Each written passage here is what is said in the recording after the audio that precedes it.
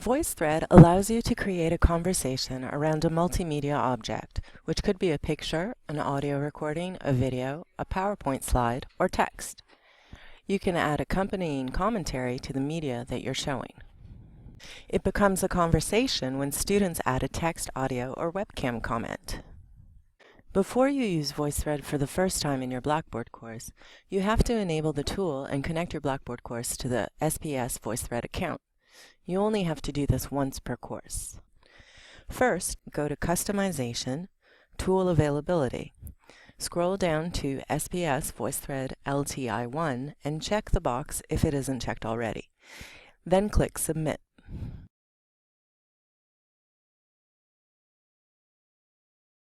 Now you can add a VoiceThread link to any content area in your course site.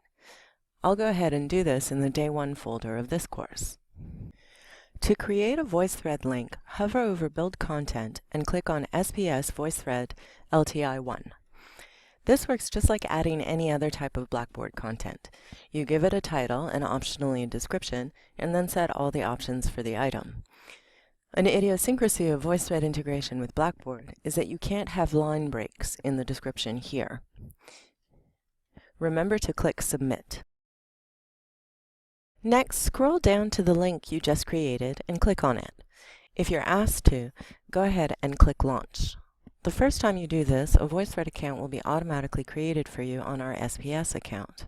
The link in your Blackboard course can take students to an individual VoiceThread, to Course View, a menu of all the VoiceThreads in your course, or to their VoiceThread homepage, which displays all of their own VoiceThreads and all the VoiceThreads that have been shared with them. The most common option is that you want students to comment on a VoiceThread that you've created.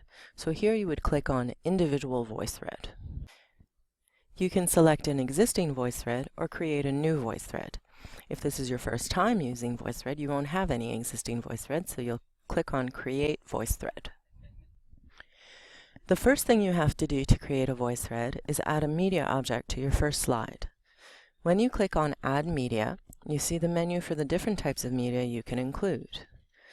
Note that you can't add a link to a video or audio recording, but you can upload a video or audio recording. After you've created the first slide, VoiceThread will open a dialog asking you to give the VoiceThread a title, description, and tags.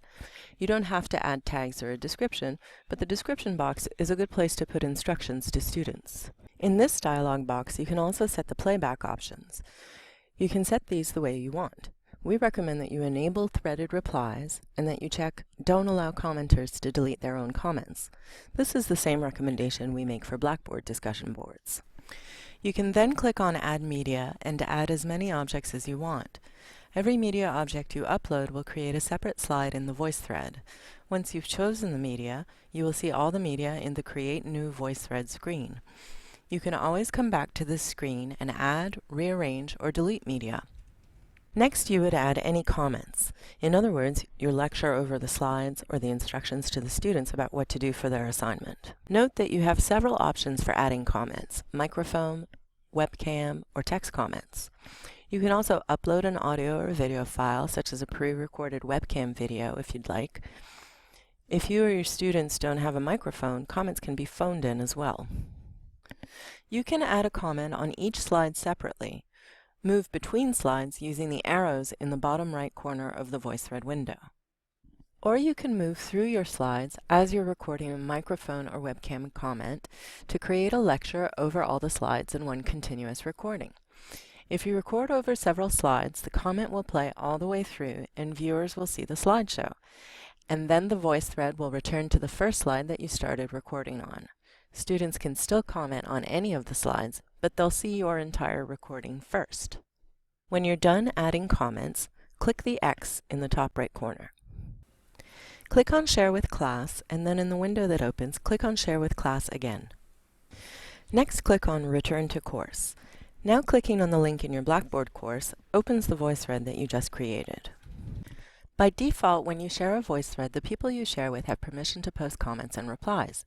You can change this to give them permission to edit the VoiceThread so that they can add a slide of their own.